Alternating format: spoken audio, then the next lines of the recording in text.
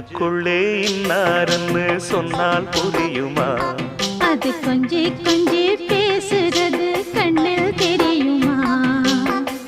உலகே அழிஞ்சாலும் உன் உருவம் அழியாதே, உயிரே பிரிஞ்சாலும் உறவேதும் பிரியாதே.